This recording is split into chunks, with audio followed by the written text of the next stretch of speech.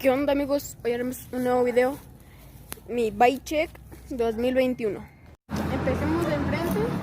Tengo unos Gorilla. Mis Barents también son Gorilla. Mi manillar es un NBK 9.5. Mi poste es un Vital.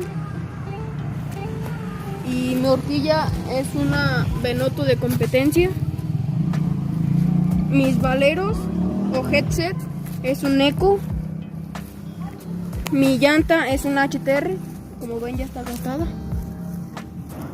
Mi aro delantero es un Gorilla de doble capa de 36 hoyos. Los rayos son económicos de color. Mi masa es una económica, también de eje delgado. Mi peg es el par de pegs, son Gorilla.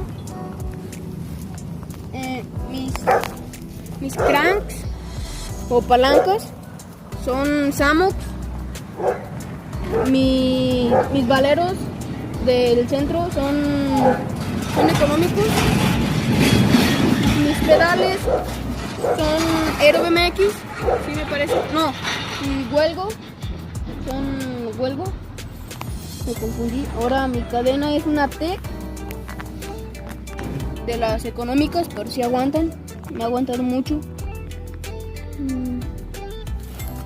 Mi llanta de atrás, la Gorilla, es Gorilla 2.40, 110 PSI. Mis rayos igual son económicos, uno de color y otro cromado. Mi masa es una Schunfen de 36 hoyos. Mi asiento es un HTR camuflaje. Este es mi bike check 2021. Suscríbanse, denle like y nos estaremos viendo en el siguiente video.